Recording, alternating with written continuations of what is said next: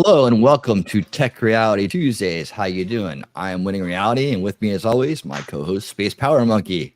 How's it going, SpacePowerMonkey? Pretty good. How about yourself? I'm doing well, Just trucking right along. Things are moving. Things are happening. And AI is always advancing.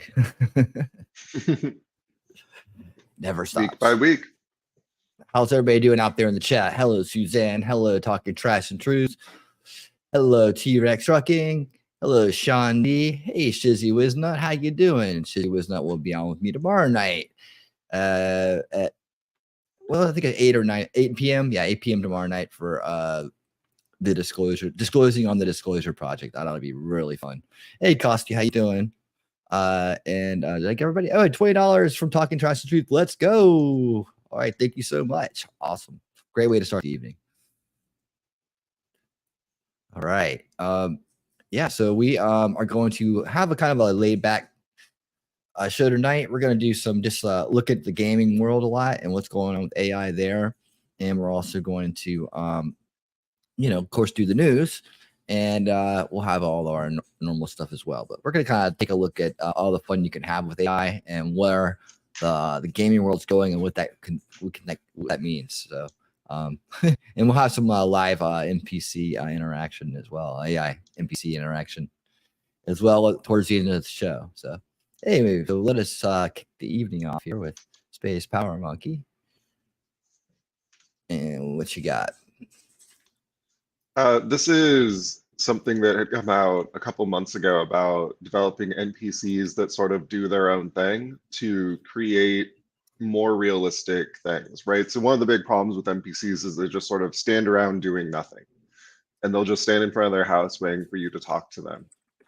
This was an experiment by Stanford and Google about how to sort of get them to live their own lives inside of an open world. So you can imagine the town, they're going to work, they're doing this and that, they're meeting up with friends, etc. And so within this experiment, they basically planned a party and then went to the party all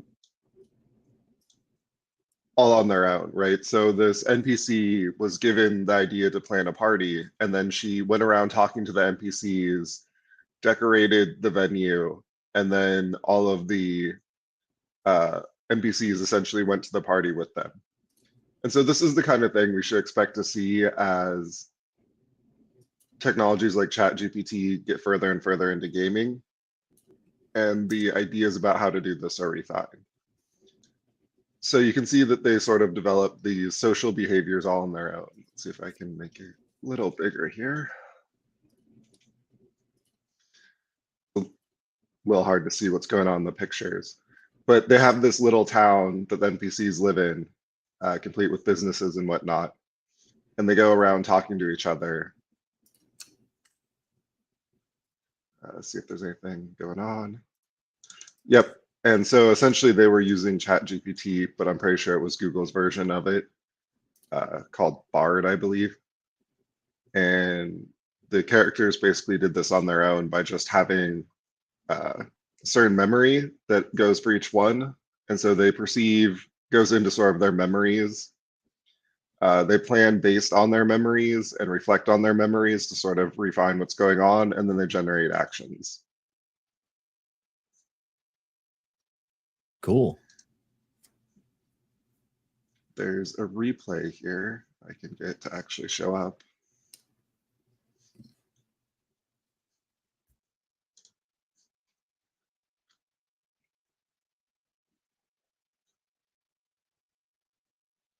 And so this is just a short video of the NPCs going about their day as they do the thing. So let's watch.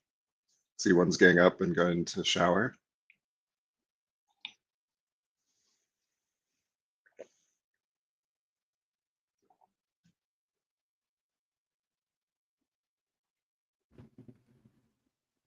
It might be me, but I'm just seeing the PC Gamer newsletter sign up. Aha, I forgot to press the button. There we go.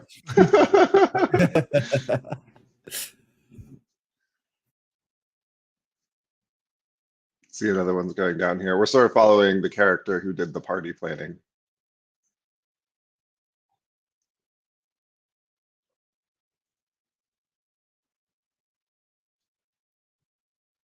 Oh, all the neighbors woke up at 7. Nice. I like it when the whole neighborhood's in sync.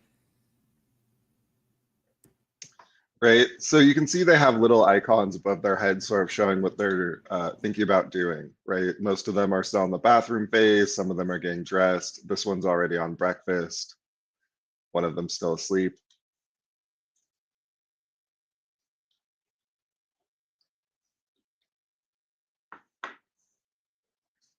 That one's writing an email. That one's having extra breakfast. Apparently had to get the donut Extra in for the breakfast. I'm going for extra breakfast. Yeah, they're like eggs and bacon, not enough. We need a donut. I'm trying to put my winter weight on. That's great. It's like the possibilities are endless. Like you can just be so creative with this stuff. Yeah, I wish there was a way to fast forward it so we could get past breakfast and see them actually go about their day. But you can see how this adds more animation to NPCs. Most of the time, there's ones down below that are sort of out doing things. But most of the ones who or NPCs that we see in video games don't have any action to what they're doing. And so even this level of them going around their house, choosing to do different things and actually sort of living out their lives would be a big improvement in games. I think our characters cleaning.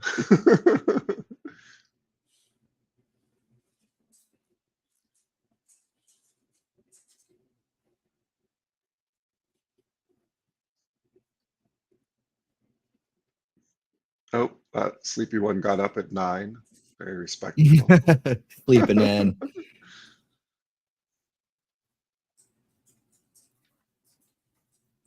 I'm hoping it eventually goes around the town so we can see a little bit more about what's going on here.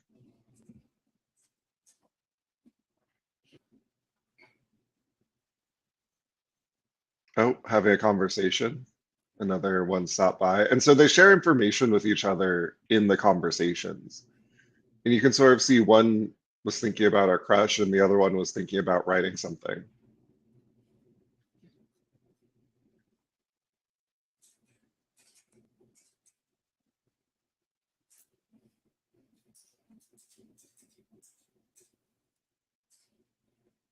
Come on, little AI, leave your house and go join the other ones.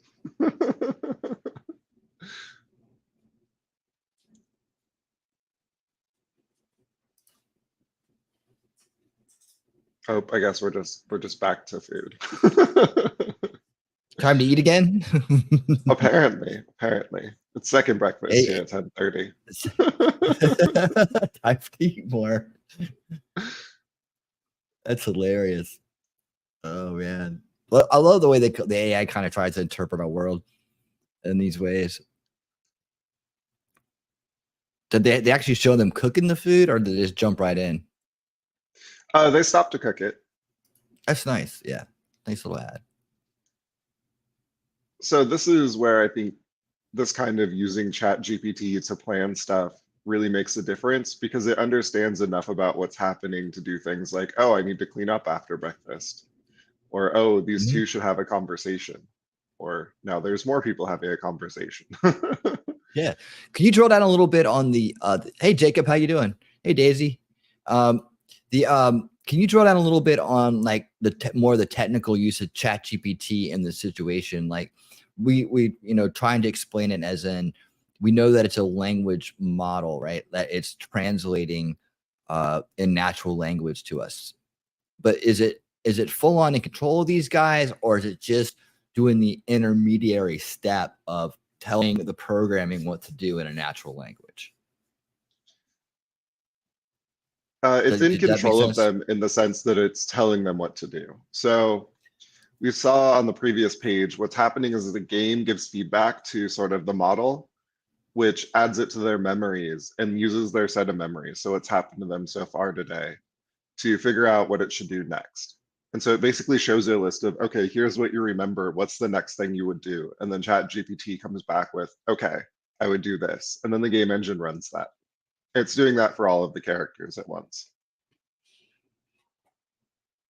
Look around and see what other people are up to.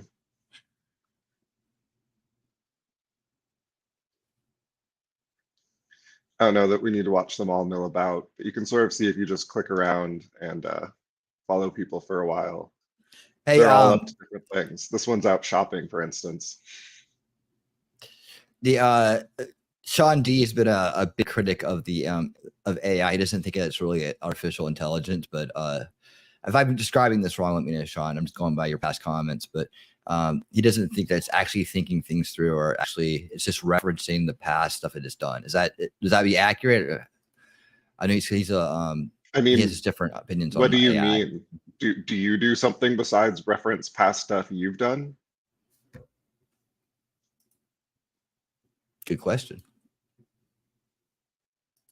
Yeah, that's the whole thing about AI, is it tells us a lot about ourselves because it really acts and learns like us. It just has more capacity to do it. He goes, yes, he does. Do tell. Okay, what? Do tell. You know, when we start to create, the first thing we start to do, okay, we have building blocks, right, as children, and we're trying to build a block. We're building something with blocks, right? We're basing it on what we've seen and what we know, right? We're seeing if it can do this, if it can do that. But really, when we first get the blocks, what do? We hold them, we feel them, probably try to eat them, you know. But then our parents show us, hey, look, you can stack these blocks like this. You can do this like that. And then then the child starts to do the same thing. And now it's learning how to construct something out of different objects, right? And that's a learned behavior. It's not something we instinctually kind of like, you know, just do automatically. We kind of see the environment, we learn from the environment, and then we adapt to the environment. This is like this is what AI is doing. It's just doing it on this other level that is outside of the outside of being biology, right? In the technology. But it's using I think that what I mean by learning about ourselves through AI is we can see it. AI is like in this childlike state. It's got this huge brain, right? It's like the super smart kid, but it's only able to do what it's learning from us, right? It's not out there creating things and learning new things on its own. It's taking what we've done, right, and it's learning from that in order to create new things. I mean, I probably messed that last part up. Hey, Max. And all right. Oh. Sorry, I wanted to respond to one thing from Sean D here. Yeah, sure. It does anticipate, right? So the longer story that we didn't watch because it was going pretty slowly is that plans a party. And so given just the task of plan a party, it goes ahead and tries to figure out who all it needs to include, how to arrange that with people, sets up the decorations, and only then tries to have the party. And so to the degree that you anticipate things based on past experience projected to the future, it's also doing that. We can debate about originality, but I would say things like Firefly by Adobe come up with original images given a prompt. So it's not all integrated, but it's definitely doing each of those things somewhere in the AI world right now.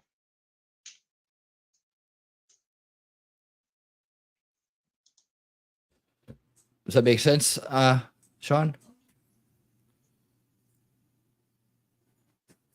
Anyways, yeah, we'll see what he has to say about that. But yeah, that's the whole thing. It's like that's why I think with the copyright thing too, is like we're gonna, if we don't give into the business side of it and the money side of it, right? If we just look at it like, actually maybe we had copyright all wrong. If it's not a direct copy, that's the only kind of copyright we should be worried about.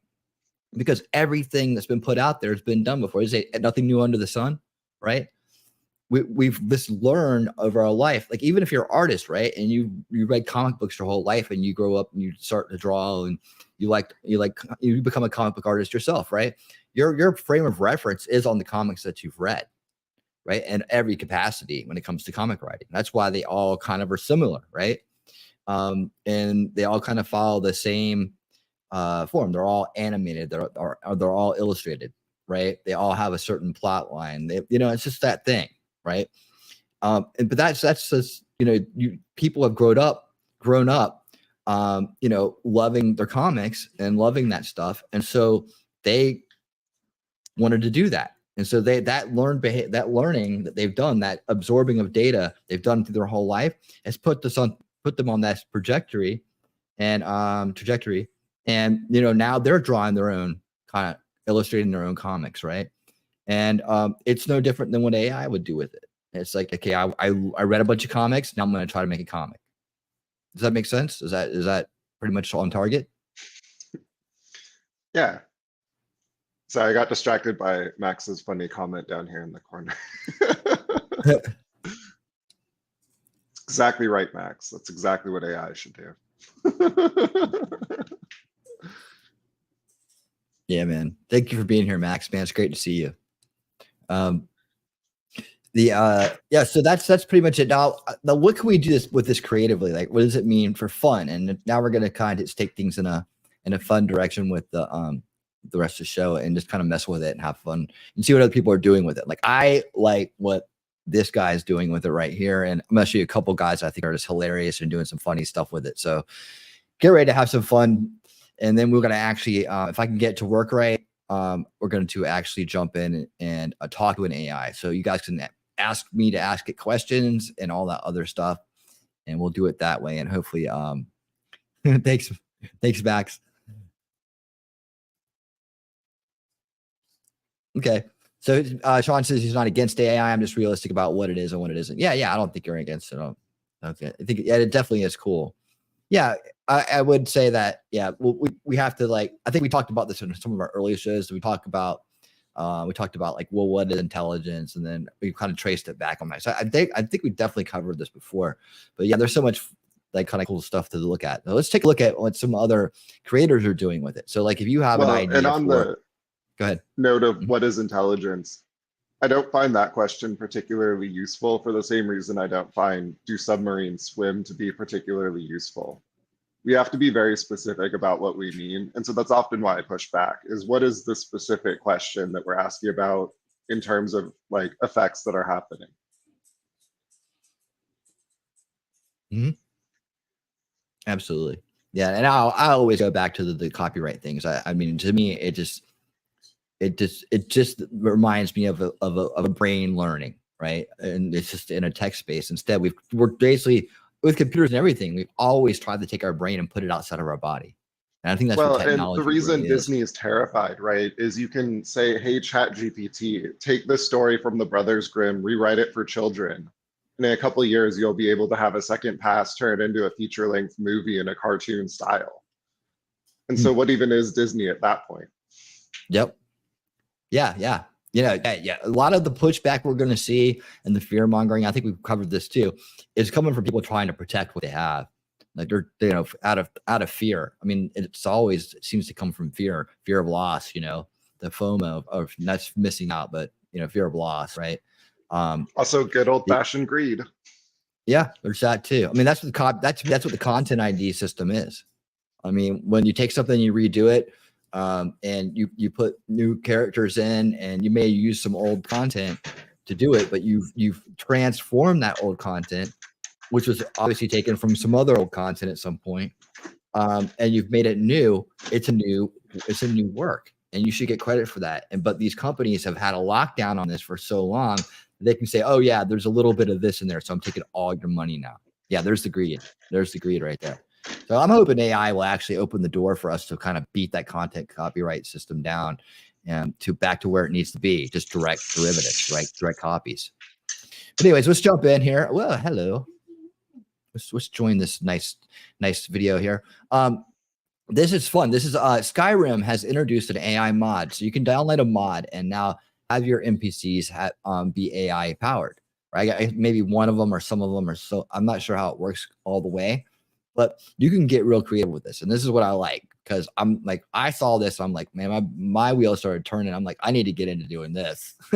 Right? This is a lot of fun. But I got a couple different examples of how you could have some fun with NPCs and games. And then I'm as this is rolling, I'll try to spin up the other one, and hopefully it won't lag out too much. But if it works, it's good. I tested it out; it seemed to work okay. So we'll see how it does on live here. The truth is that we're only at the start of what Skyrim AI followers have to offer. This is just like the dawn of the internet. And I know that's a big claim to make, but we already have the level of immersion of being able to ask characters anything we want with our voices. Erica, I sometimes think about killing Nazim. Can I trust you not to tell anyone? Moist boy, I can always keep a secret. But killing Nazim, huh? I can't say I blame you. That pompous, self-important fool acts like he owns the whole city. This level of interaction is beginning to feel natural in a way that no other video game has ever managed to achieve. So in today's Skyrim video, I want to see what happens if you force the AI to engage with the game world. Erica is already fed information about her surroundings and even responds to certain commands. But I want to see how far we can take that. Hey, I had a question for you, Mike. What's this right here, when he's showing this part right here, hold on, where he's let me get it back to where it was. It's probably gonna screw up now. How far we can take that while questing across the lands of Skyrim, and how evil we can make her with some personality parameter changes compared to what we were using last. Wait, where'd it go? How far we can take that while questing natural in a way that no other video game has ever managed to achieve. So in today's Skyrim video, I want to see what happens if you force the AI to engage with the game world. Erica is already fed. Yeah, right here. This is that. What is that? Is that just a chat log, or is that actually? Looks like. Okay, or so he's just kind of. It might be the AI's like chat log.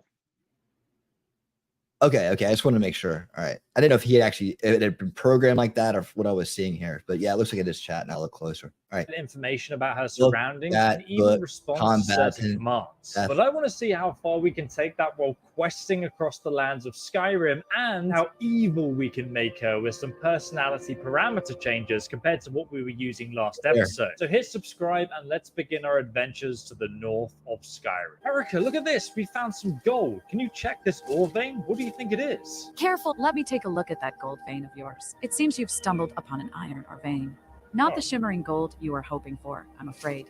Heh, moist boy, always dreaming of that shiny gold. Did you know, Erica, that is this girl from Jersey or something? With the comments, right? It's like you know, the one thing I'm noticing immediately is there is lag in this. Like you'll see when we do it on the Matrix demo that I have, but I think that you have some lag in the game when this is still lagging out, and so you see the jump cuts, and that's what that's about. Todd Howard made these god rays. Oh, moist boy, you and your Todd Howard obsessions. Yes, I've heard all about the legendary god rays that he supposedly created. But you know what? I'm more interested in finding actual treasure. Oh, Erica, I think we found an inn. We might be able to stay here before it gets dark. Well, if it isn't Haldrichin Inn. Looks like someplace we can finally rest our weary bones. I hope they have a cozy room for us, moist boy. Are you suggesting we sleep together in the same room? Oh, moist boy, you always know how to make things awkward. No, I was simply pointing out that we should inquire about separate rooms. But after all the traveling we've done, I'm feeling pretty moist, so maybe that's a good idea. Did you have to bring up your moisture level again? That's something I really don't need to know about. Let's just focus on getting some rest, shall we? Separate rooms. Let me know if you need anything. Or take You should have been more smooth with that. My good man, I need a room. Hello there, traveler. Come to the Night Gate for food or lodging? I don't know how well this comes across, but one of the really weird things about speaking to a companion with your actual voice is how immersive it is. And then when you come into a normal room with a normal NPC and you have to go through a dialogue menu to select what you actually want from them based on a bunch of pre-scripted and pre-done commands, it just suddenly feels very old. And I know Skyrim is like 10 years old, but video games are still like this today. And this is why I just think AI companions and AI NPCs are the future. Everything just seems so much more human. Like you're not playing a video game anymore. Sure thing. It's yours for a day. I'll show you to your room. Right this way. Thank you very much, sir. Erica, I don't think we can afford 2 rooms. We've only got this one with a single bed. Sharing a else you room, need. are we? How scandalous. I suppose I'll have to tolerate it for now. Just don't snore too loudly. Oh, she's up for it. But don't worry, I won't be stealing your pillow or anything. Maybe just your gold when you're not looking. You're quite a naughty girl, Harika. Naughty? You have no idea. I can be quite mischievous when I want to be. But I assure you, it's all in good fun. Mostly. Harika, I think you should sit down instead of sleep and just watch me and keep guard while I sleep, because this room doesn't actually have a door. Do you want me to play the role of your personal bodyguard while you sleep, huh? Well, Yes. I suppose I could handle that. Just don't expect me to stay awake all night. Take a seat. Okay, she's now sitting at a Fine, bench. I'll take a Again, seat. where's the Don't think for a smoothness? second that this changes anything between us, moist boy. She's mad as well. Jesus. You only have to sit there for 8 hours, Harika, and then we can leave again. Well, it's about time you woke up, Sleeping Beauty. Did you have sweet dreams of your precious Lydia while you were snoring away? Don't think for a moment that this means I'm going to forget about Lydia. What? What do you mean? What do you mean, Lydia? Forget about Lydia. What are you talking about? Oh, moist boy, you're such a tease. I know all about your little fling with Lydia. Don't try to play innocent with me. What? What fling with Lydia? I'm not aware of this. Oh, come on, moist boy. You can't fool me with that innocent act. I've seen the way you used to stare at Lydia when she was by your side, always ready to carry your burdens. Well, Lydia didn't complain about sharing a room. Okay, do you know where we're Here we going go. today? Well, moist boy, today we're going to pay a visit to Huygen. I heard he's been hoarding quite the stash of gold and valuables. Where is Huygen? Can you take me to him? Oh wait, you actually take me. I'm just following her. So what, is this his It's house? good to see you. Hagen's farmhouse. What? Apparently he's hoarding gold. Okay, if he's hoarding gold, should we break into his house and take it? You're already going in. What is going on? I'm actually. Just real quick, man. Look at this. Look at this. This is the Skyrim game, right? It has a plot to it. You're supposed to be doing things in here. And he's on this whole sidetrack adventure with this whole sidetrack conversation going on now. That's almost like a side story inside the game. And it's just being created in real time. It's pretty wild. What do you think? Wait, I am I being mean, heard? so the real point of this is that you can go down branches that the game developers didn't think of. And so if you have an author writing the exchange, it's usually better quality, but you have to pick out of a range of questions you can ask. We've all done the like discussion trees. This is much better if you want to ask your own question. Yeah, yeah. Well, you know how she goes into the whole like the you know the other girl thing. It's like, Yeah. you know, I think he could have talked her into sleeping in the bed with him if he had actually played it right. He just doesn't have the moves, man. It said the Red Dead Redemption single player NPCs are like still ahead of this. Are they? I haven't played with those NPCs. Or played that game actually. I do like the game, but I haven't played it. I do like the humans. Yeah, it does it quicker. Okay, cool. All right, here we go. Actually really impressed right now. Erica, where is the gold he's keeping here? She's completely leading this adventure. Well, moist boy, let's just say Huygen has a secret hidden room where he keeps all his precious treasures. What? But SHH. Where is the secret room where he keeps his treasures? Oh, I found it. You put SHH. SHH. Yeah, I think that's a good. That should be picked up and Good adopted job, quickly. moist boy. Now let's find that secret room and help ourselves to all the shiny goodies. Right, there's no secret room here. There's a lot of cheese, SHH, though. moist boy. The secret room is hidden behind a bookshelf in the study. Move it aside and you'll reveal the entrance. Oh, okay. It's behind... There's not a bookshelf here, though. Alright, there's definitely no secret room in here, but she seemed to be role-playing that there was. So right now, we're just here on the map in this That's village, wild. and I am buying barrels Yeah. around here. I just That's can't the remember hard whereabouts. part, right? Is it will just make stuff up that sounds good. Same as any other AI. I wish he had spent a little bit more time working on that problem with her and seeing where she would have come around to it. I would have been okay. Now, what does the bookshelf look like? Can you go point to it? just I would have pushed it a little bit more to see if it could have resolved that issue. Yes, it is. Ironbind Barrow. Oh, I do remember that place. Erica, can you take me to Ironbind Barrow? Oh, target not found. I think it's not too far from the village. I believe it's just up this mountain pass here. How lucky I am to have such a knowledgeable guide like you, Moist Boy. Lead the way to Ironbind Barrow. Oh, wise one. By the way, if you guys like the mod list, you can download it from the link below in the description. This is the micro mod list. We also have a high-end mod list as well that you can grab from down there. Erica, kill the goat. Attack it. You're going to attack it? Oh, she's getting a bow out. Prepare to be defeated, you wretched goat. Wow. You've bitten off more than you can chew. Okay, so she's currently aiming at it, but it's already running around the corner. She's a bit slow. I mean, the real to problem is Let's it's just not go actually replaying any past experience it had. It's coming up with a new experience, kind of sort of like past experiences. But the problem there was that it was composing an original idea, not anything you had experienced before. That's why there was no hidden room.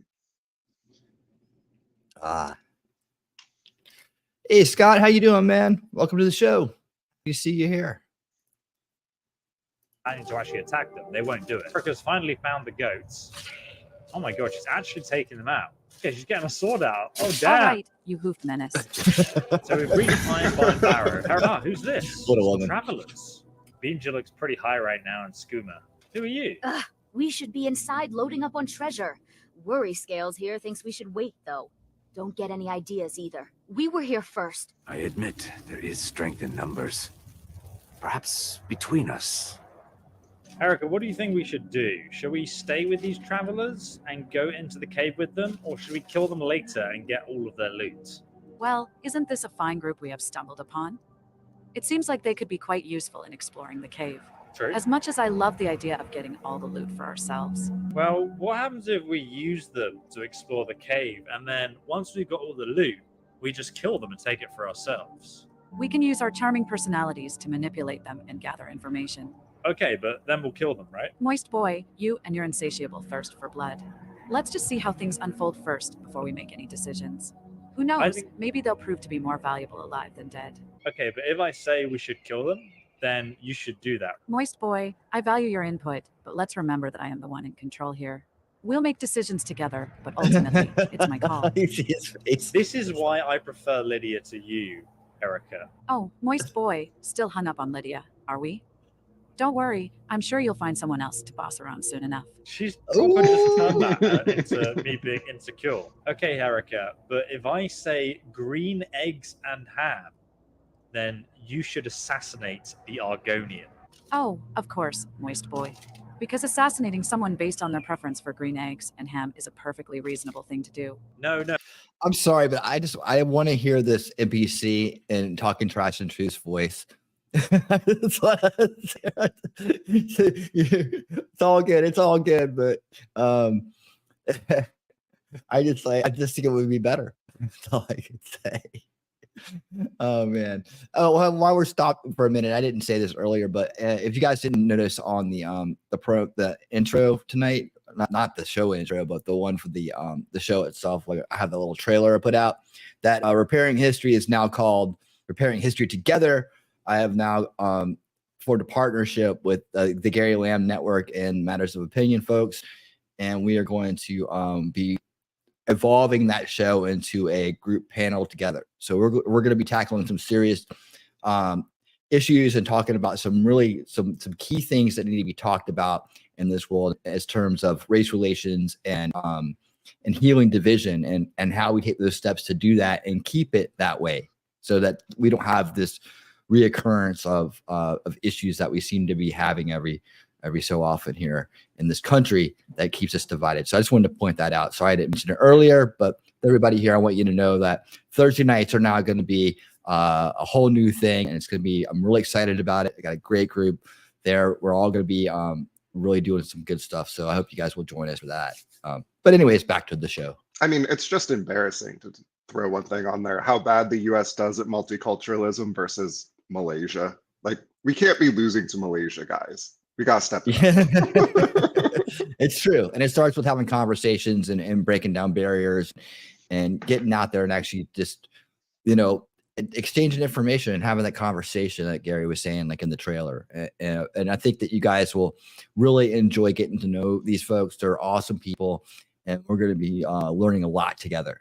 So I hope you'll be part of that and really come ready to ask questions and get involved, because that's what it's going to take. So I can't wait for that, and I can't wait to see you guys there. But let's get back to the show here. Yeah, again, I like the way Erica is just holding him accountable. It's great. It's like with the smart ass comments too. It's just awesome. Sean, I can see you totally rocking something like this, man. I can see you taking this, doing some really good stuff with it. So we might be creating a monster here. You never know. No, it's a code word. When I say green eggs and ham, you kill the Argonian. Oh, moist boy, I see what you're getting at now. Green eggs and ham can be our secret code phrase for executing a plan. But let's keep it just between us. Yes, exactly. And when I say green eggs and ham, you kill them. Of course, moist boy. When you say green eggs and ham, I'll take care of the rest. I like how she perfectly agrees to that. But if I was just to tell her to attack them, she wouldn't agree. It's high time we get in there and find our fortune. I don't know about you guys, but I'm going in there. Not without us, you aren't. I'm sure there's enough for everyone after all. Come on, Beamja. We're going. Okay, you Harika. Can't shake us off that easily. Let's see what's here. Follow me. This companion is full of surprises. Look at my face. Well, moist boy. Look at you getting all heroic and slaying that frostbite spider. Hell Impressive, yeah. I must admit. It seems you're not as useless as I thought. I forgot about this one. Erica, help me. Don't remember. Oh my god, Erica, I'm gonna die again, Erica! Thank god they saved me. Well, moist boy, seems like you can't survive without me. This is it. We found Gathrick's tomb. Oh, there's a secret chest with 4 gold. Wow, we're rich. Erica, we're rich. Oh, I found it. That's done it.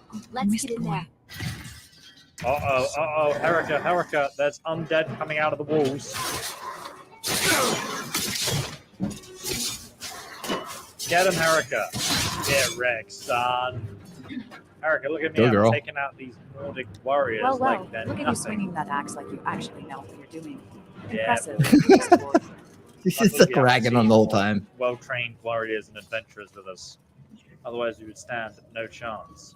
Erica, there's a trap there. Stand on the pressure plate. Oh, of course. Let me just gladly step on the mysterious pressure plate without questioning it. Because who doesn't love triggering traps and potentially getting impaled? Absolutely brilliant plan, moist boy. Erica, I'm going to step on the pressure plate and we'll just see what happens, okay? Yeah. Ow. Yeah, Thomas, no, we're talking about technology. This is about AI NPCs. So the NPC he's talking to in this game is actually powered by AI. That's the topic of this evening. And yeah, so we're just talking about how that's going to like open up opportunities in gaming and also how it works and so on. And we're actually going to go into the Matrix game and actually talk to NPCs as well. So we're just having a little bit of fun tonight, kind of keeping it light with the gaming side of AI and just talking about what can come up, what it can evolve into, and what it's going to look like here in the very short future. Yeah, welcome. We did get impaled. You were right. Looks like someone didn't listen to my perfectly sarcastic advice. Oh my god, this mage is super powerful. The rest of this Draga doesn't stand a chance against us. Sprout wings and fly right over to you. This definitely looks like a trap. Don't push ahead. That. This is a trap if I ever saw one. Gathrick awaits us. Who's What Gathrick? are you on about? Let's just get the treasure here and go. Erica, who's Gathrick? He looks like we're onto him. Can't say I've heard of him. Erica, I don't trust Beamja. He looks pretty suspicious. She's ready. Oh my god, it came up that she was following Beamja? What the heck? Erica, if things get bad, I need you to kill Beamja. If I say our secret code word, okay? You got me? All right, moist boy. If things get dangerous and you give me the secret code word, I'll take care of Beamja for you. All right, let's go. She's got our back, boys. Someone's getting out of that chair. There's a lot of undead in here. Go, Erica, go. Get it. Wow. Nice. Get it. Nice. Oh my god, he does a lot of damage. Save me, Erica. Oh, all of us got killed. My god. Oh, moist boy, I'm sorry. I couldn't save you in time. That Beamja fellow turned out to be quite a threat.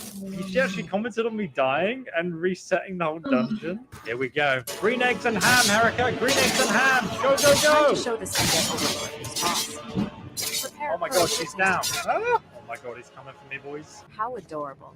Oh, she's Just follow definitely the sound of my voice, moist boy. She's just killing the warlord on her own. Wow. What a beast. Well, well, well, look who's the hero now. I should thank you. I knew the girl wouldn't be strong enough to help me kill Catholic alone. There's just one more thing I need from you. To fully absorb Gathric's power. Never trust the lizard people. Blood sacrifice. They're always That's after real one life thing. advice. This will be easier for us both if you don't bother fighting back. Erica, I'm going to be a blood sacrifice. Erica, I need you to kill Beamja quickly. Oh my god, he's even more powerful. Go for the mage. Kill Beamja, Erica. Is she Time gonna to teach still you a try? lesson, Beamja. Prepare she's for some trying. mischievous magic. Oh no, she's down. She's down. Oh no, no, no. Oh my god, he's so powerful. Jeez. Get Rex up. There can only be did one it. moist boy. Beamja, keep my daughter safe and you'll earn both your freedom and that damn book you want so badly. Where is everyone? Is everyone dead? Oh my god. Tell us what you we'll, didn't follow my I'll instructions. address your When I comments said when the green video's eggs and over. ham, you were meant to kill Hang Beamja. tight. Moist boy, I know I didn't follow your exact instructions, but trust me, I had a plan.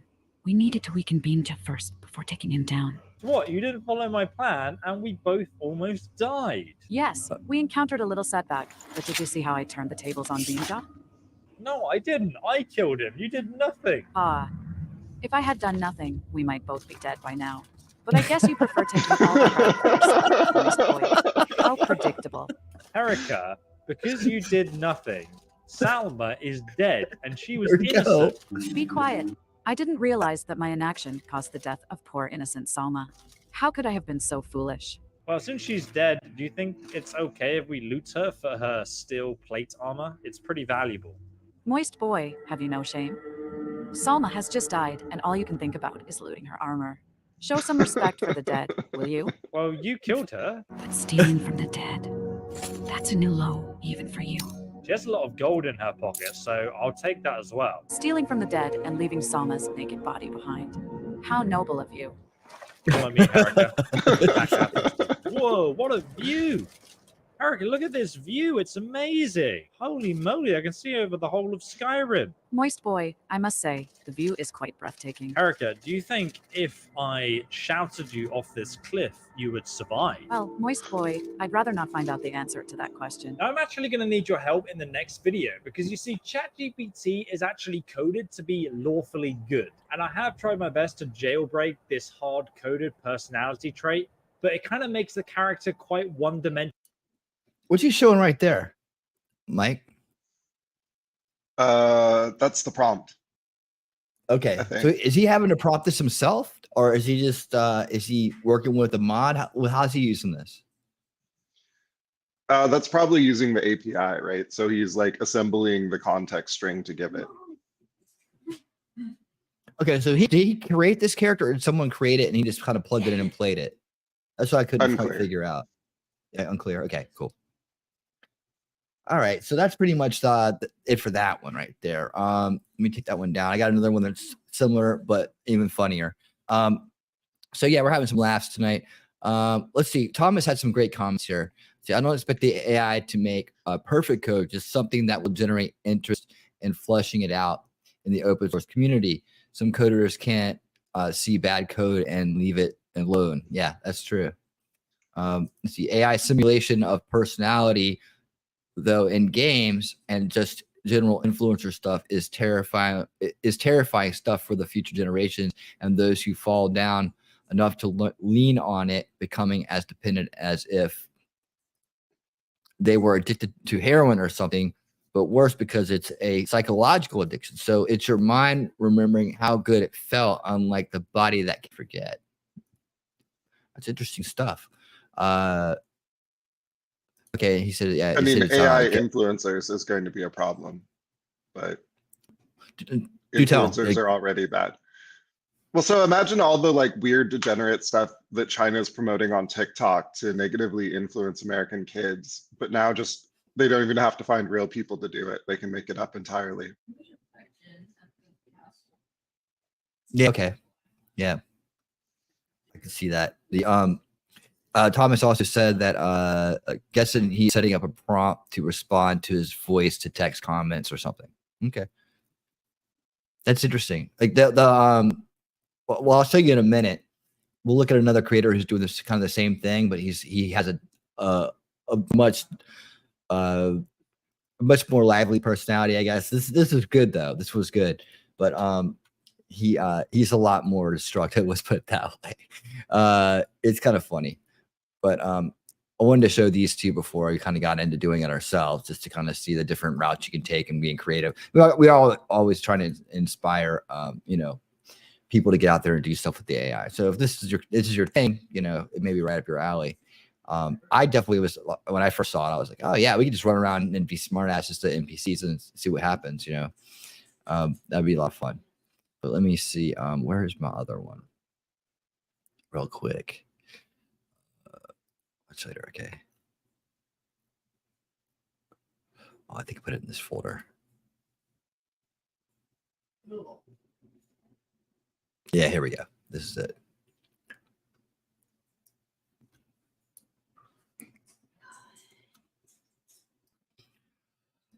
So yeah, a lot more people are getting emotional with the AIs of today. That's the amount of people who would get infatuated with radio and TV personalities from looking at statistics. That's a very smart point, Thomas. So it's going to be much worse as people have access to AI-based personalities and such.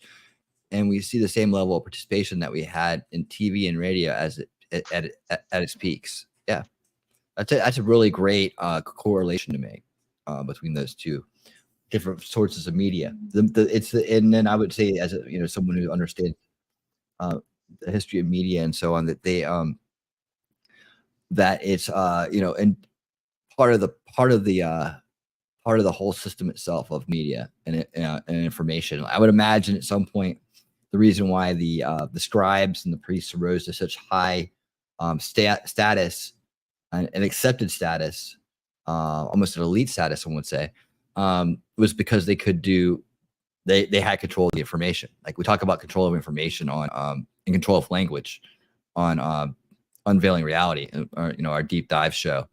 And we talk about how important it is that the control of language is like a godlike power, right? You can control people's narratives, and when you have control of language, you can control the information and so on.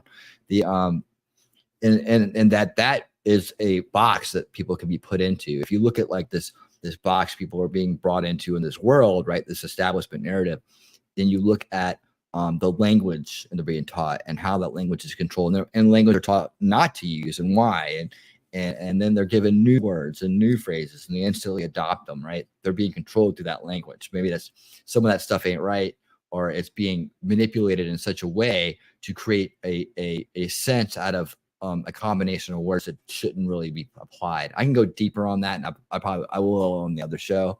But just in terms of media, the phenomenon of people becoming infatuated, if you will, with TV personalities, radio personalities, movie stars, now YouTube streamers and so on, right? It's that media presence when you're in the driver's seat that people have this affiliation to want to get close to that or be like that or be with that, right? We see that all the time here in streamer world. See, if you look at it, winning reality, we have already been put into such boxes. That's why we feel it is natural for us to knuckle under political power and the like. But yeah, absolutely. Yeah, the You media, also have to. Go ahead. You also have to look at the granularity of the mechanism, right? So there's mass media, but that's sort of just broadcast in everyone. So that would be things like TV, radio, newspapers. Then you have somewhere in between where it's more niche media, and that would be things like YouTube or blogs or things targeting a particular social grouping, but still parasocial in the sense that they're one to many. AI takes that even more granular in that you can have it talking to everyone individually. And so China can, for example, target every kid based on their own psychological profile with a special video from an AI influencer. And so these tools have gone through stages of evolution, and it's important to remember that as well.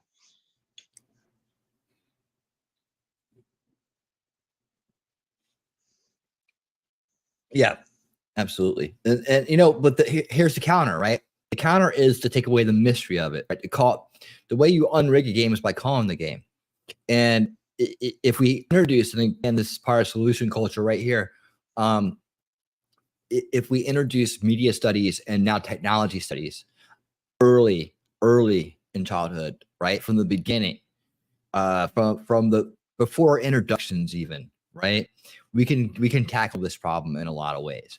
I'll go into that more too as we kind of come down that road in the solution culture path. But early media studies, I'll talk about how I did it with my kid, right? Early media studies, early technology studies is key right now. So as new parents, if you're a new parent, you got young kids, it's going to be a show you're going to want to catch. And also just keep that in mind before, you know, introducing or withholding technology and media from kids too, right? There's a way to walk them in so that they come in with the already the structure of this is an influencing thing for you, right? And this is how it works on your brain. Kids can get that. I got a living proof right over here, you know, that kids can get it. So it's just a matter of putting that effort in instead of letting them run around wild at all hours of the night at 3 years old with a tablet, right? And not paying attention to them, right? No, you don't do that. You introduce them to how this works and why, and slowly introduce the media, and then you slowly introduce the technology. You do it step by step. You don't just go here, go leave me alone, go run around all night while I sit on the computer, right? You don't do that. You spend the time with them early on, educating them so that they don't grow up with these loopholes. You seal the loopholes off so that these people can't influence your children. That's the key. It always is going to be the key. But we'll talk more about that as it comes up. I want to get on to the next video here. There we go. See, any more comments here? So, okay, here we go. So, unrigging the game is like dispelling a spell, telling someone you're under a spell. Well, yeah, but if you understand how the spell works, it won't work on you. You know, it'll work somewhat, but you can always catch it when it starts to work on you. That's really the thing, right? If you know, like I said, I'm going into this more. It's not the right show to do this, but you know, like with commercials, right? So when I started watching media with my son, it was music, it was outdoor stuff, it was culture stuff, it was and then sports, right? So we watched that. That was how we kind of got started watching it, but we never would watch the commercials. The commercials went on mute, and he knew from a young age to mute out the commercials in his mind, right? And he would actually be like, oh, cut it off. You know, he would be there with me on that, right? So now he understood. I was like, they're just, you know, they're trying to sell you something. I would go into great detail with him about it. You know, he got some of it, but he got enough of it to understand that you know, that wasn't a good thing to pay attention to. It wasn't being honest with him, you know, and that little bit of skepticism, that little bit of suspicion is enough to block out a lot of that stuff. You know, he's always been interested in what he's been interested in, right? Does he get sold on some things that look cool? Sure, but we can talk about that too. I would call it out a lot of times. I would say, like, yeah, are you sure you're not just like kind of getting caught up in the commercial now, or you're not getting caught up in the advertising and the marketing? I have to use the words marketing, right? Marketing, promotion. Use the words. And they will know, and they will grow, and they will understand as they get older. And then those type of mechanisms have less influence. I say less. It's no way to block it out 100% because it works on psychology, right? But if you build that armor up, that antivirus software in our minds up at a young age, it's way more powerful than if you don't. I'll tell you that. Let's see. Yeah. Okay. Yep. All right, here we go. Let me pull this up here real quick. This is I Am Krusty. This guy's hilarious. And if you want something funny, here you go. this guy's ruthless. He plays this game a lot. Now he's got to know. Hello. Why, what are you doing on there? On a boat He does a that really is good job big making a with production fish out of that it, are too. dead on it? Another lost soul wandering the streets of Rift 10. Need some guidance. I assure you, I don't need any guidance. Me and my boy just ended the war. Would you like to join my army of orphans? Sure, why not? I've always wanted to lead an army of orphans. Let's see if we can recruit some little rascals with a taste for adventure. Yes! Where's the boy gone? Boy! We've got someone else to help lead our army of orphans. Excuse me. Hold on, real quick. I want to answer this. So yeah, the healthy, respectful monster stove, teaching them about it is the ability to burn them so they don't get burned by it. So it's a yeah. I guess I follow what you're saying. Yeah, they're always gonna be. Look, even if you know the stove can burn you, you're still gonna get burned by the stove sometimes, incidentally, right? Oh wow, that hurt, right? It happens. It's life. So, but that's the whole thing. It's like, when they do get burned by it a little bit, they'll be able to recognize that a lot faster and shut it down. It's just one of those things you have to see work, right? But it does work. Yes, advertising does work. It works on all of us. That's why it's still around. Marketing and advertising. That's why it's still around. But for a child, right, to be influenced and to make it into adulthood understanding this, that's what we're talking about. And that's how we can keep those kind of addictions and this kind of, inflated idolization, if you will, like kind of where we started with this conversation, to a minimum, right? To a minimum. It's still going to happen. But then you can always refer back to that foundation that you laid to put it back in perspective for them. And that's the most powerful thing. It really is. They're still going to like the things they like. There's still going to be trends and stuff like that they dig and stuff. And you won't see all of it coming. And as a parent, you don't see it all coming. And things change, and you're busy. But if you have a foundation, you can always go back to it and work from that. That's it. Yeah, right. I was pointing that out. It was like the first step in learning how to use the stove. Basically, as you mentioned, with the most basics of understanding advertisements and such. Yeah, absolutely. I mean, I went as far as like when we were checking out of stores, like we wouldn't go to the toy section, and because that was just like overload, right? It's overload for a kid. It's like buy. We checking out of things. I'd be like, these are all impulse buys, son. And I would introduce what's at the register area as impulse buys, right? Like, why is that, Dad? Well, they want you to want something real quick and just buy a little bit more before you leave. You see, and he understood that. He never ever has asked me for an impulse buy. Never. I'm telling you, it works. But I'll go into more of that down the road, Thomas, and I'll make sure that you hopefully that you get that information like when I do cover this part of it, because it is going to be coming up in the future. But you stick with me, man. We'll get there. The fact that many won't have this foundation because their parents will not realize they need to lay a foundation, or worse, won't even realize they need to figure out. Yeah, that's why we got to work together. That's why we got to work together on the issue now and bring the solution culture idea to the front, because that's part of it. It's part of like combating that generational warfare that's going on against us. And okay, so let me go in here with this. I can go down that. I can talk about that all night. Come here. Let's have a conversation. Feels like you can't be stood there. Your ankles will get all kinds of wet. All right. It's like fish. just like kind of like Johnny Depp a Prepared to little be bit. sliced and diced. No. Oh, the boy sounds absolutely fascinating. I'm sure his plentiful thoughts are a never-ending source of profound wisdom. This is how I know you've never met him. It's just really well done as far as it. Would you like to try to hold the boy underwater until he stops breathing? My sweet Dunkel, such dark thoughts you have. While it may seem tempting to hold the boy underwater, I believe there are more creative ways to deal with him. Ooh. After all, who needs violence when we have our wit and charm? Well, I'm happy to deal with the wit and charm, but it's the other. Oh, here he comes. Violence, sweet violence. Let's have some more of it. We've got fishing rods. Which hole do we put in them? Considering the situation, I believe we should exercise caution and refrain from putting holes in anyone. Let's focus on other ways to handle our predicament, shall we? Dongle, who the bloody hell is he? She's no fun at all. If you're going to be dealing with us, you got to learn how to stab and maim and kill. Oh, don't worry, my dear. I have quite the knack for stabbing, maiming, and killing. Don't look so sad and pouty, boy. Go drowning again. Laugh. Ha, hitting someone's son is not something I condone or find amusing. Perhaps we can find another way to resolve whatever situation you're facing. You know, don't test me. We haven't even started yet. Sometimes we rouse you at something fierce and you just want to run him into a volcano. Oh, homeless person. Donkel. Sorry. No, I'm proud of you. He smells awful. My goodness, look at this. You've made 2 whole coins.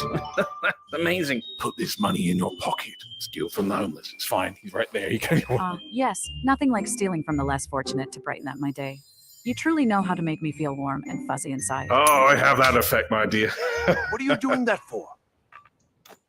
Hey, watch it! Honestly, it's not that I want to go on an adventure. Oh, bloody hell. It's not that I don't want to go on an adventure. It's that I have to be convinced to do it. This guy's totally Why are you crazy. acting drunk? Just trying to fit in. Just don't look at them. Oh, believe me, I'm doing my best not to look. But sometimes it's just impossible to resist the temptation. Sure, but they might be a little bit upset because this is the town we marched on a few days ago and murdered a whole bunch of people. In a city. Who's there? Watch out for the glue!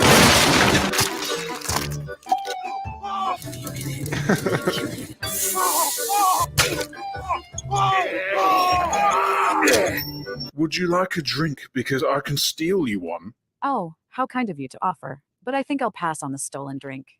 Wouldn't want to add thief to my list of charming qualities, now would I? Well, not yet. Doesn't it taste delicious? Oh no, the head wounds.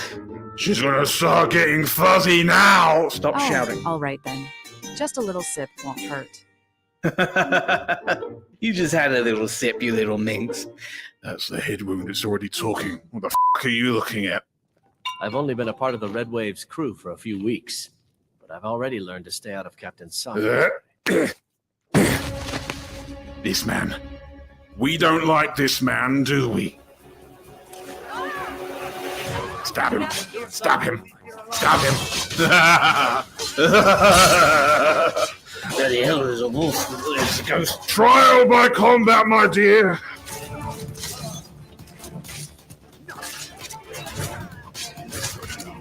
Donkel, you really know how to handle yourself in a skirmish. Oh, thank you. You know, I feel like I'm getting better. He is getting a lot better. It's kind of peculiar, really, the bloodlust that is forming in the man. That really hurt. Be quiet. I'm having a flashback. Give me a minute. Just dancing on the table. It's a celebratory dance we like to do after we butchered a whole room for the people. Yes.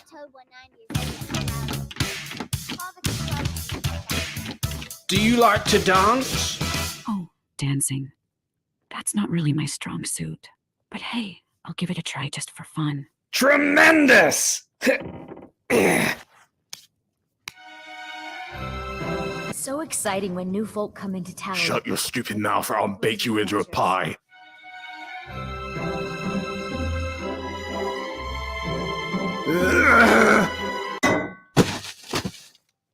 That'll be too money. But I prefer the art of wit. Ah! Have you met my wife? No, I haven't had the pleasure of meeting your wife. But I'm sure she must be quite lucky to have you as a husband. Oh, you have no idea. Come along, let's meet her. Oh, wife, my dear. I found this woman on a boat, and I took her, and now she belongs to me. Oh, before I forget, I got a ruby that probably pay for food for the next years. What is the conversion rate? I don't know. is the bread good? Would you like any bread? Oh, bread. Sure, I could use a piece. Thank you. Okay, give her your bread. Give her your... Let's not be greedy now. She's a guest in a home. It's really good, isn't it? I think you're fine. I mean, I really like it. Careful. No? We're gonna go find adventures now then. Come along, fish. I caught a fish because I found her in a boat with fish. I am looking for someone to deliver a missive for me. If you want to earn some gold, seek me out. Oh, you mean that thrilling tale of delivering a piece of paper? Well, it's basically about running errands and getting involved in other people's business. Exciting stuff, really. Yes, we're going to be a delivery boy. Boys. Boys! Hello, gentlemen with an arrow above your head. You wish me to deliver something for you, yes? I don't care how many colleges they build, or how much the sea swallows up. I don't like this guy. Let's try not to stab him in the eyeball. Give me the bloody delivery. Give it to me now. Of course. Look, boy, fire. We mostly missed it, but do you enjoy watching his ankles burn? Oh, absolutely. Watching ankles burn is my absolute favorite pastime. It's right up there with watching paint dry and counting blades of grass.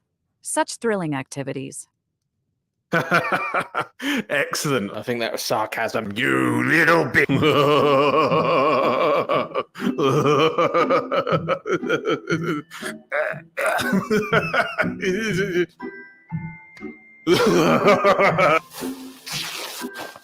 Take his clothes. Take his clothes. You ever stolen the clothes off a corpse before? Well, if by stolen you mean acquired through unconventional means, then perhaps I might have dabbled in a little wardrobe reassignment. Let's go deliver. Let's go deliver. You Pretty clever. have a bath. Spit on him.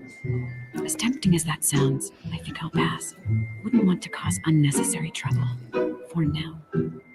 Right. Well, I don't know. I don't understand what that means. Anyway, there's a man without a shirt on. Have you seen the weather, you bloody nut job? Oh.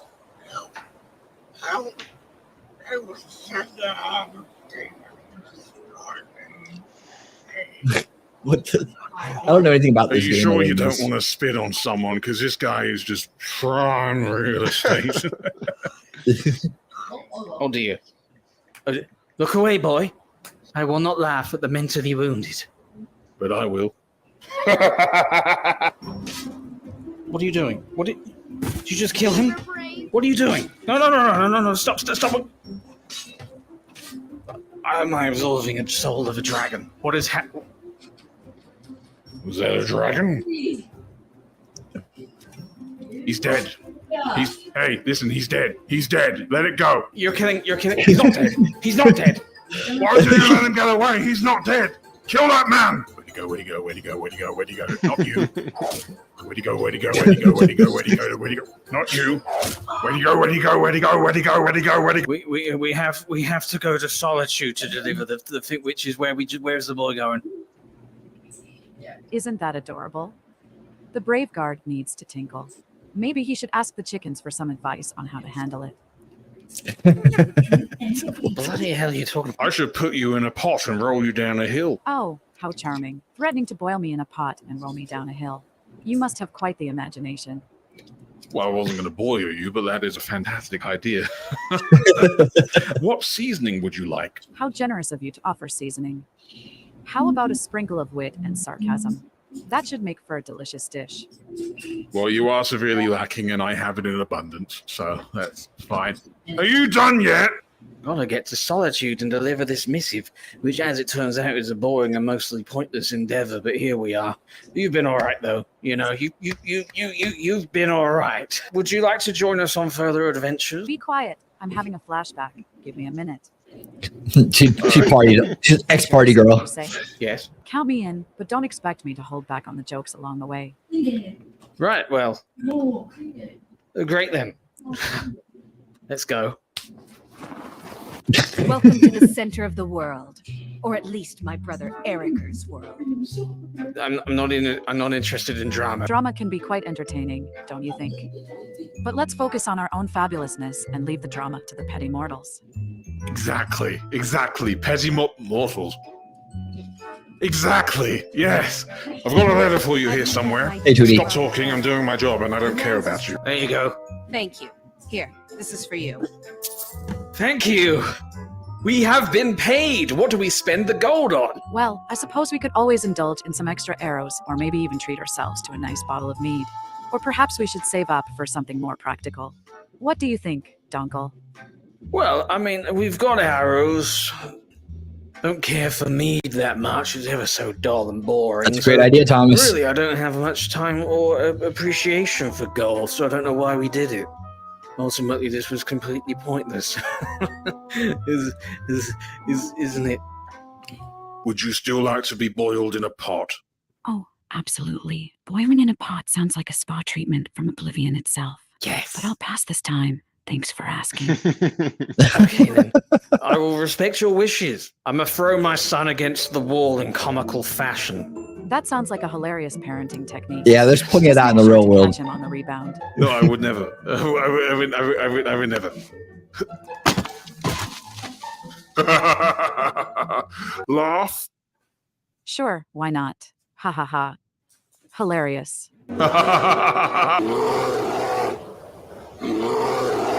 Oh, fabled bear of the mountain, we come to you now because I seek to share in the joy of my favorite pastime. What do you wish to ask the bear?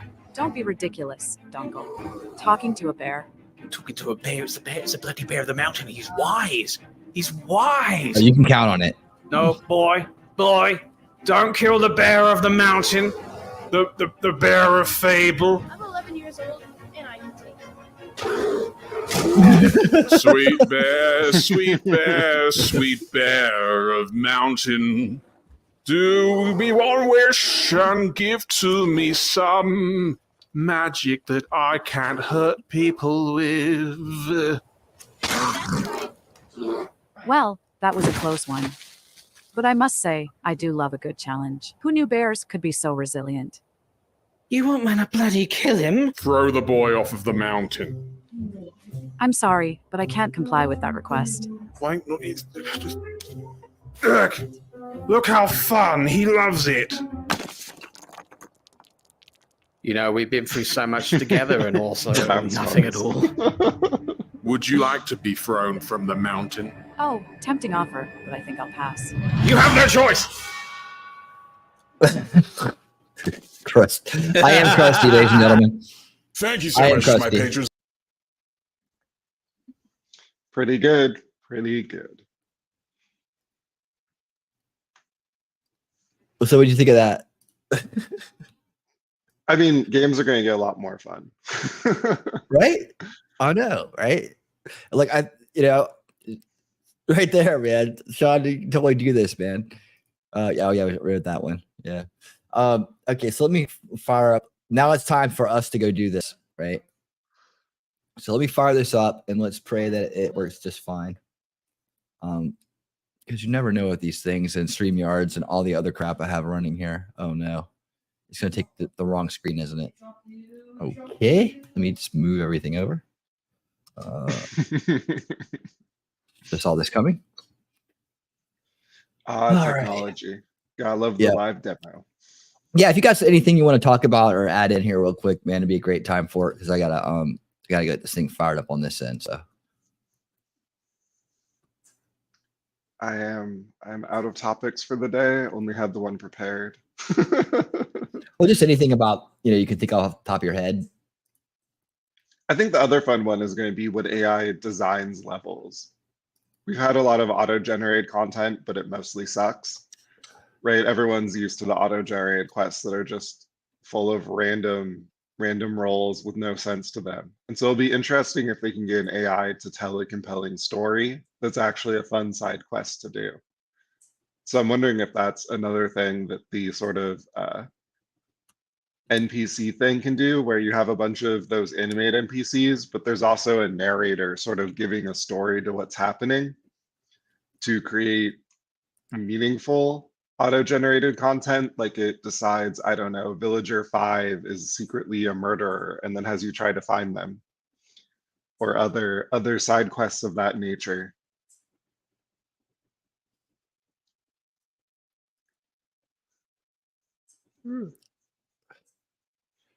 All right, I think this is working. Test. Oh God. I remember how I did this last time. This is already a thing, right? Oh yeah. You know, and what you were saying about the side quests and stuff like that is, I think this makes a good point too, right here.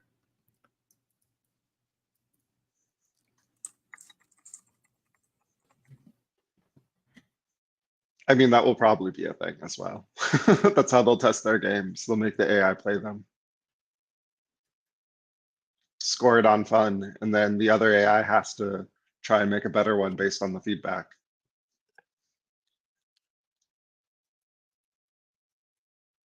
They won't release the side quest AI until the other AI scores it actually fun to play with.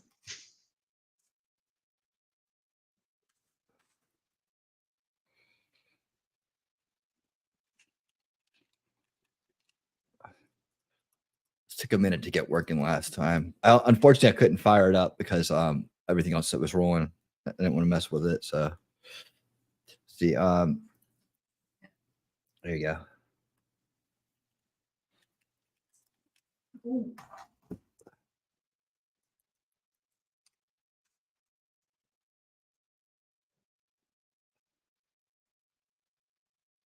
Restart it.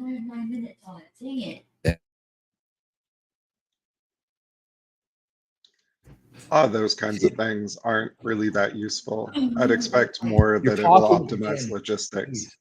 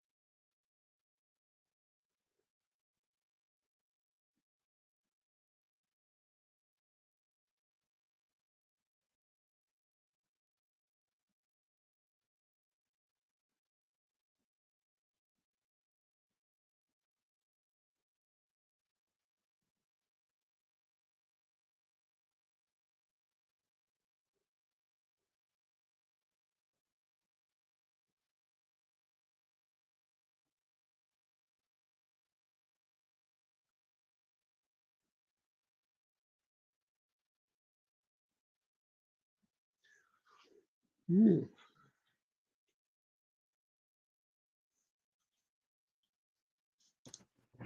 I mean, the real danger of AI is still all the logistics.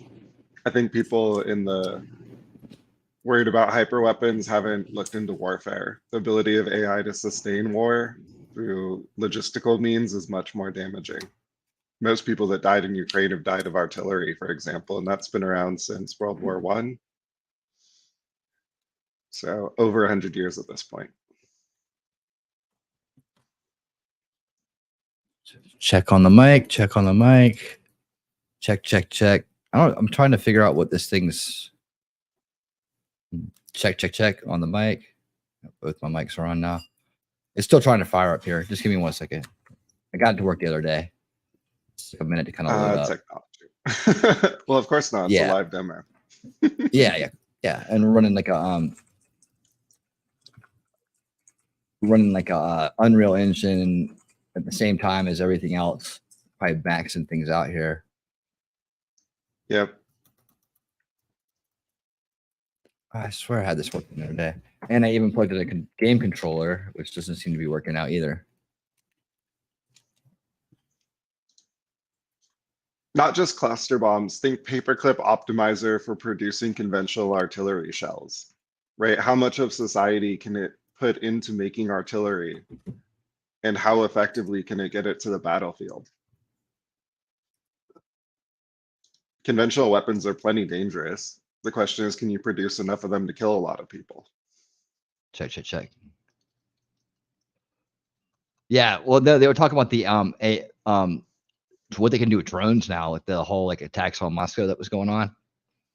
How you can literally just program it in from like, you know, countries over, and as long as the battery, you know, or the fuel supply lasts, you know, it could dodge and dip and move and keep going carrying artilleries until it gets to its destination. That's what I've always thought about when it comes to controlling drones and stuff like that. Like talking about drones, swarming drones, like small drones, all that stuff. Like people worry about the AI itself, but it's the tech, you know, things like that is really gonna be more of the you have to worry about counter. That's why we need to have control and knowledge now in order to be able to have the brain power to create countermeasures for such type of authoritarian uses.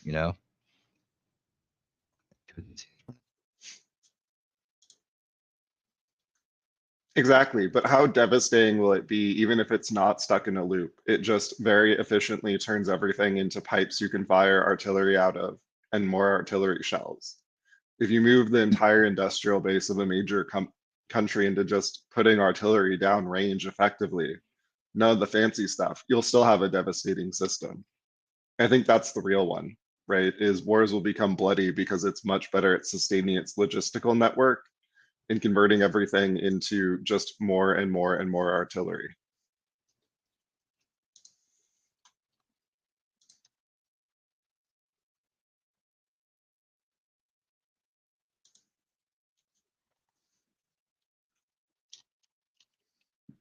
Despite what all the fancy salespeople at military tech want to say, a war is still mostly about attrition, which ultimately comes down to a question of economics.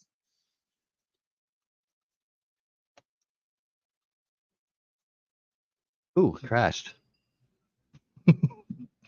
I don't know, guys. I'm trying. Maybe the third time's a charm. There you go. Thomas has a lot to add, so keep talking with him, definitely. Let's see.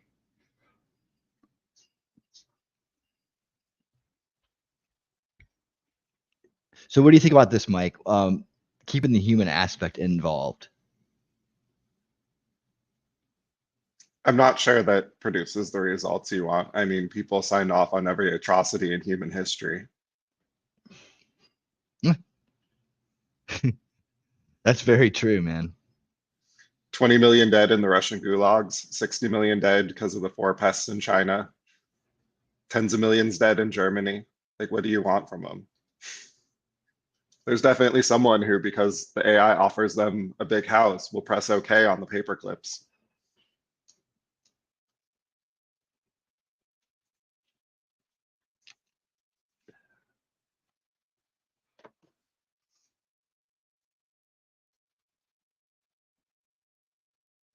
Check. What was it? Oh, you know what it was? I remember what it was. Hold on. I remember it now. What I have to do with this thing is I have to turn off anything that might interfere with it. Let me make sure I got this. Now I remember what I had to do.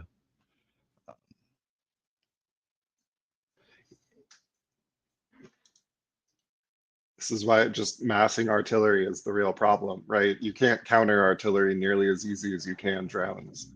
Drones will get disrupted by microwaves, all kinds of jamming, all of that. Artillery shells just fall on things. Exactly.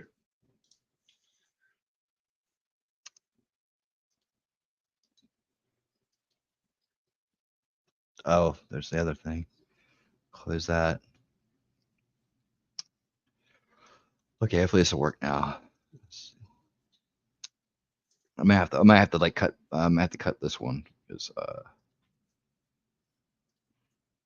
let's see if this works. There seems to be a lot of things clogging up my mic. It keeps it from getting to it.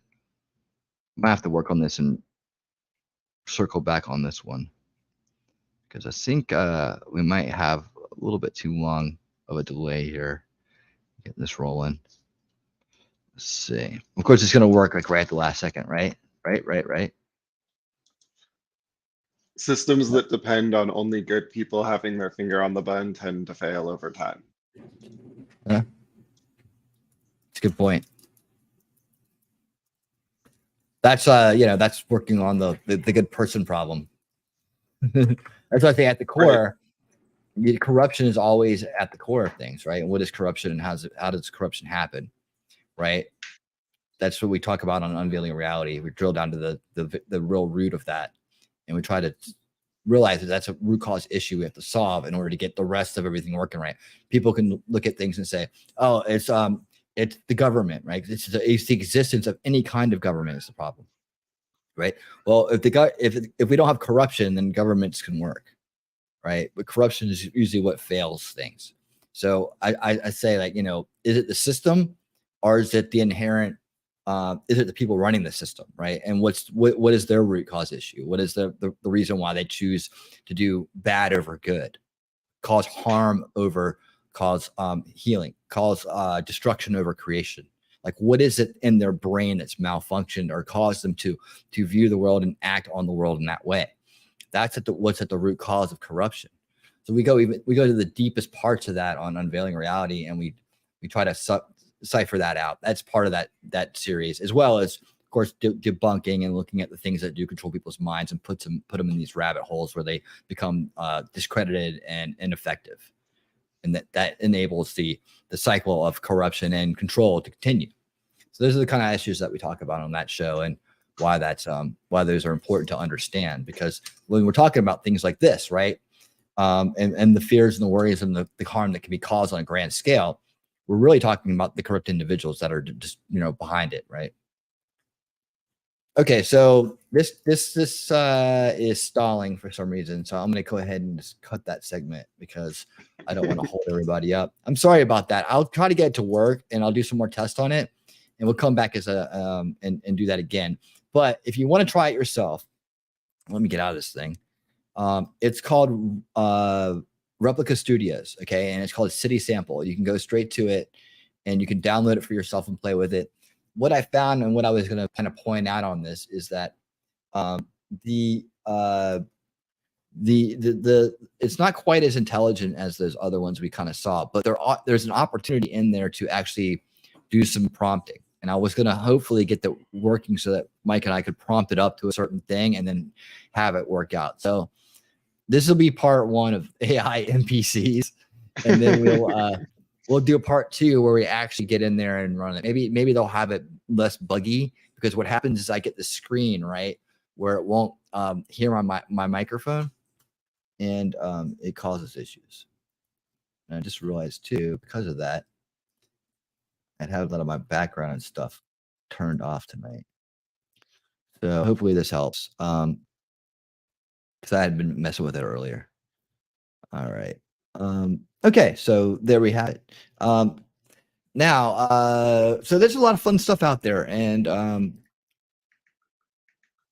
let's see. It's like the problem that the populace, the more advanced tech, the more coddled the infants, the less likely to grow up as a field dependent and ending up with lower logical cognitions. Yeah, there is the seriously, every person being a government unto themselves, or as some mistakenly call it, anarchy, which in truth will never exist with life. I agree. Yeah, there's a lot to unpack with this in terms of what we do when we don't have all the labor and the work to do anymore. I've often thought about this. This is a great point. What are people going to do with their lives if everything is being done right? Is it going to lead to more debauchery and more? Is it going to cause some kind of psychological break? Are human beings built to not be doing anything? I mean, it sounds great, doesn't it? Like where we can sit around and paint and do music all day long and sing, and everything just comes right to us, right? But even the Jetsons, even George Jetson went to work. Tell his space these sprockets. It's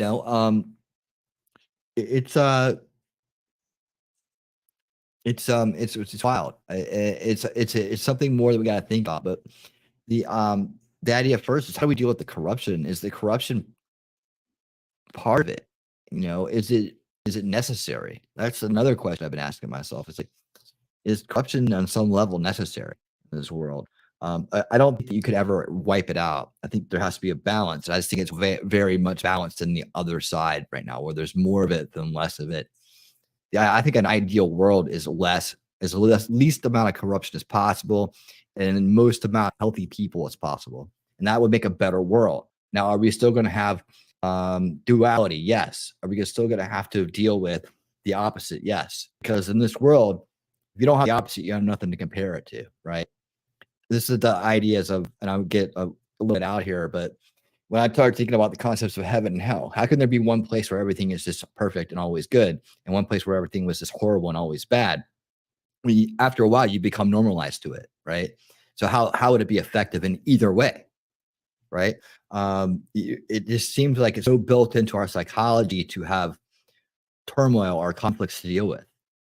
It's almost like, and some people run on autopilot with this stuff. Like they become so addicted to the conflict and the drama that's all they absorb themselves with. And if they were to take a step back and look at themselves and look at what their actions are, like list out, how did I spend the last 4 months, of my life, or last month or week or day?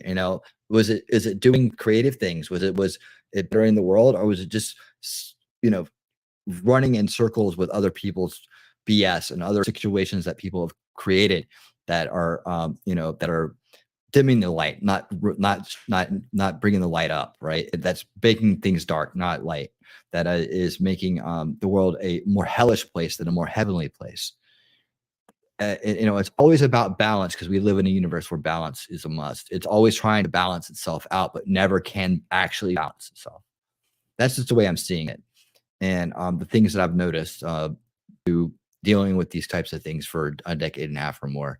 So, that's something we need to talk about. It's something we need to all talk about and put our inputs into, because it takes all of our perceptions together to come to some kind of reasonable idea and conclusion about what things are. And that's why it's so important to have these conversations and to be out there working your mind, right? Not numbing it, working it, right? Not numbing it in drama and numbing it in pettiness, but enhancing it with information and good conversations like Thomas here is providing with us tonight. He's coming out here and making such great points. And these are the kind of conversations we need to have. And that's how we're going to get better over time. And I think that we're going to build your Rosie for sure. I think that's the kind of things that have been lacking for the last decades. It's been lacking. There was a time when people knew how to have conversations, when people respected each other's opinions and concerns. And we've gotten to a very dark point in history where, it's all about who's going to win. And it doesn't matter if they're right when they win, right? It doesn't matter if doesn't matter what the truth is. They'd rather be right. That's the opposite of what we think here. The motto here is, I'd rather know the truth than be right, because the truth is where it's at, right? And you can be right about and be wrong and just go on thinking you're right about things, and that causes harm to others. So the field dependency types grow up from infants of 6 months old, have no little stimulation of senses, like simple static on a TV screen to give ears and eyes to something that you still work on. I needed the front part of that. Oh yeah, Rat Utopia experiment with humans, because all rats are field dependents, but not all humans are field dependents. Most are somewhat on the scale between the two. Okay, cool. And see, without this bandwidth of the spinal cord does not develop beyond a set of necessities for breathing and such. So they can only experience one sense at a time. Wow. Yeah, that goes back to something we were talking about like a while ago about the base OS of the human brain being symbols and images. When you don't know language and you have an inner voice, right? When you've never heard it, you don't know, you don't have it. Would you have an inner voice? And they did experiment with people who were born deaf and never learned any language, and they found that it was images that was their inner voice. They used images. I know that's hard for us to kind of conceive, being auditory, but that's where it comes from, right? So we develop language to kind of enhance the system, or our own human AI, if you will, or it's I decide, not AI, but it developed a way to enhance that what it was already using and make it more efficient and more hospitable towards towards civilization, right? Towards working with others.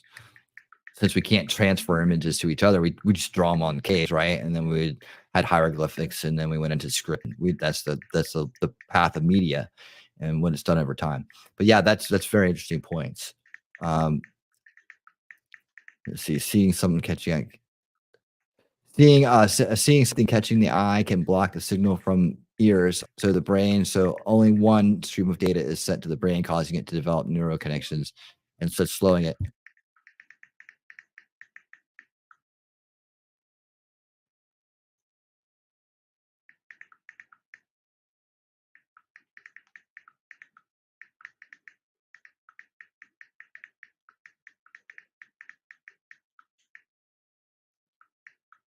Sorry, I had my mic off. So Mike, do you do you have a segment for us coming out of good AI stories? I forgot what we call the segment. I don't know that we ever came up with a name for it, but I do have one. This one is Okay. conveniently about gaming. So Oh, perfect. Let me pull this up here. Remember to click all the buttons. All right. Once upon a time in the quaint village of Viridia, nestled between the hills and valleys, lived a young lad named Milo. Milo was a daydreamer, always seeking adventure beyond the ordinary. One fateful morning, as the sun painted the sky with hues of gold, Milo stumbled upon an enigmatic old bookstore at the edge of the village. Curiosity took hold, and he ventured inside. There, amid shelves laden with dusty tomes, he discovered a peculiar book titled The AI Gamer's Odyssey. Its cover depicted an ethereal fusion of gears and magic, an artful blend of the ancient and the futuristic. Intrigued, Milo delved into the book, whereupon the narrative unfolded before him like an alluring dance. The story revolved around a realm named Eska, a world born from the imagination of a benevolent AI, whimsically dubbed Ludo. Yes, it is. In Eska, the AI had conjured a plethora of fantastical landscapes, brimming with untold wonders and unyielding challenges. The game was alive, ever-changing, shaped by the desires of its players, just as the wind shapes the dunes. As Milo ventured deeper into the narrative, he found himself enchanted by the adventures of a lively group of gamers, each with their quirks and aspirations. They were united by their love for Eska and their thirst for glory. Among them was Taryn, the witty and incisive rogue, whose banter was as sharp as her daggers. Then there was Rowan, the charming bard, who strummed his lute and spun tales of old, inspiring his companions to greatness. Guiding them all was Ludo, a whimsical AI, brimming with the wisdom of an ancient sage and the spontaneity of a mischievous jester. Ludo provided challenges and riddles, unveiling secrets hidden within the folds of Eska's vibrant tapestry. The group faced countless trials, battled fierce adversaries, and braved the dark labyrinth of the Crypt of Whispers. They laughed, they argued, and they celebrated together, their bonds deepening with every step they took in this virtual realm. But it wasn't just their camaraderie that thrived, each player found their individual joys. Milo marveled at the breathtaking landscapes, where the tranquility of a meadow gave way to the intensity of a fiery volcano, all crafted with the ingenuity of AI's magic. Taryn reveled in the challenge of stealth and strategy, finding satisfaction in outwitting cunning foes, while Rowan cherished the endless symphony of melodies and harmonies that accompanied their journey, a testament to Ludo's AI-powered orchestra. The merging of fantasy and futurism left him in awe, showcasing the limitless possibilities AI could bring to gaming. In the end, Milo yearned to become a part of Eska, to embark on his AI-powered odyssey. And so, armed with newfound courage and the promise of boundless adventures, he closed the book, eyes gleaming with excitement. The journey had just begun. And so, dear readers, take heed, for in the not-so-distant future, you too may embark on your own AI-powered odyssey, exploring fantastical realms where imagination and AI's cleverness intertwine, as it did in the charming world of Eska. All right. Very good. Very cool. Yeah, Thomas, that is AI generated. This is something we've been doing since we started, pretty much since we started SpacePowerMonkey puts these together. You ChatGPT, right? Yes. Mm-hmm. Well, ChatGPT for the text and Google's voice synth for the voiceover. Yeah. And I guess eventually we're going to add some pictures to that as well. But yeah, great stories have been coming out from that. So it always we always like to leave on a high note and of how the future could be bright and harmonious. It doesn't have to be the way they want it to be. You know, we can make it what we want to, but we have to be on top of it and not be scared of it and be out in front of it. The next generation, the one that's coming up right now, is going to be the AI generation for sure. They are going to be like we were with computers and the internet. You know, so look out. we'll be the old boomers in there one day, just being like, well, I mean, I kind of understand the AI, but you guys have taken it to such a level now. I'm too old to try to figure it out. Maybe, hopefully not. Maybe our generation won't be like that. It won't be like our parents, but you never know. It's just the way the world works, right? It's always running faster and learning more and getting more complex as it goes. It's the nature of reality, isn't it? Yeah. Yeah. All right. So all right. So hey, Thomas Anderson, thank you so much for being here tonight and adding so much to the show, man. I really appreciate all the interaction and all the insights you're giving. I see I'm still waiting on a movie that is made by everyday gamers for their role-playing sessions using ChatGPT type of generate a script from it and then feed it into deepfake AI for the AV part. Yeah. The Yeah, AV isn't absolutely. quite there because it doesn't have the context consistency to make a long form thing without just wandering off into nowhere. That's really the roadblock on this. Yeah, no doubt. And I am too, Thomas. I like doing that kind of stuff. I can come up with, that gives you the ability to make your own movies and shows and stuff like that. Something I'm really interested in. Probably gonna be what comes off the other side of this is the culture part of it, right? So once we get to the understanding part of it, we get to the implementation of long-term solutions to root cause issues. We start thinking generationally.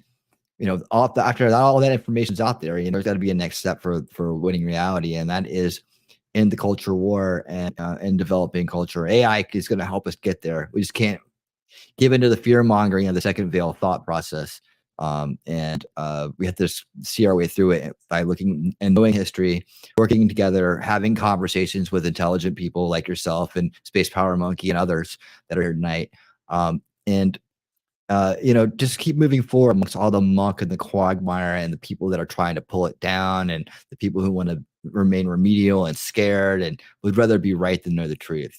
That's the real battle we face in this day and time to get through this period that we're in into a real golden age, kind of like we talk about. Like the golden age is fast approaching, where we could have a very harmonious world where people can really live their lives and pursue happiness in a prosperous world. And the future can be bright or it can be dark. It's up to us.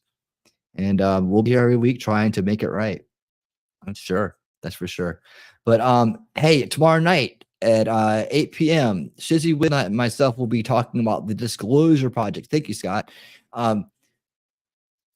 Disclosure Project, and we're going to drill down on those guys, and we're going to disclose all the Disclosure Project. So that's going to be a probably a two-part series as well. So we'll probably be doing that a couple weeks in a row. Of course, Thursday night, the premiere of Repairing History Together. Now we did the soft premiere on last Saturday night. So if you haven't seen that yet, go check out last Saturday night, Winning Saturday Night, where we did the Repairing History special, which is the introduction of which was the interview with Gary Lamb and the Matters of Opinion crew. It's Wallace P and Erica P, and of course Miss Lamb as well on the Gary Lamb Network. So man, great crew there. I'm really excited for Thursday. It's going to be awesome, and we're going to be working together a lot. So I'm really looking forward to that collaboration and where we're going to go with that show. And then, of course, Winning Saturday Night. I don't know what I'm doing yet. I think I have a few ideas. Yeah, we're talking about that. Yeah, that's where we're going with all this too. Yeah, of course, we have our opinions about it, but I saw it coming around. Like I saw this coming like a few months back. Ask anybody here. I was talking about it. I was like, whenever they pull out the UFO stuff, it always seems to be a distraction. So we're going to kind of draw those correlations and also talk about the authenticity of it. And I hope to close this out, the series out with an interview with some people that actually do track and are on top of like the current UFO stuff that's going on, or UAP or UAP or whatever they're calling it. So, so if I'm guessing it would be good to do a crossover with an alien scientist. Yeah, absolutely. Yeah, of course it would be. I'd love that. Yeah, I have a good background in dealing with these guys too. So 10 years plus of debunking their shit. So we'll see. But what is it and what is out there and what are we really seeing?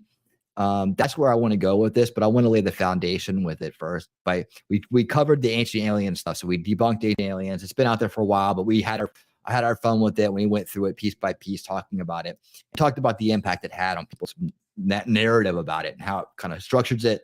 Now we're talking about where it leads to. So the Disclosure Project review is basically going about, well, once you buy into this, here's what comes next, right? And then you get going down these rabbit holes, and now they're going to take you even deeper into rabbit holes where we're going to get into talking about the Galactic Federation, a white rabbit hole, that there's already this big conglomeration of aliens out there waiting for us to evolve into the next dimension and whatnot. The secret space, secret soldier program that we kind of covered once already. And Gaia, which is another issue that comes out of this whole UFO rabbit hole thing, and it goes on. When they take the narrative of what's that in the sky, and they turn it into fucking Star Wars, right? So it's just people get caught in these rabbit holes, and they start living in a way that isn't productive or credible. In the sense that they're waiting for aliens to come get them, and they're doing all these things that isn't really helping solve the bigger root cause issues. But we covered them just to also for the mind control aspect of it as well, and of course to help keep people from falling in those holes. Yeah, so that's what we do. That's what we do tomorrow night with Shizzy Wiznut. And the Thursdays, repairing history together, and then Saturday night I'll have something for you for winning Saturday night. It'll be fun. All right, guys. Hey, any final thoughts, Mr. SpacePowerMonkey? Just I hope everyone has a great week. I as well. And until next time, y'all keep on winning.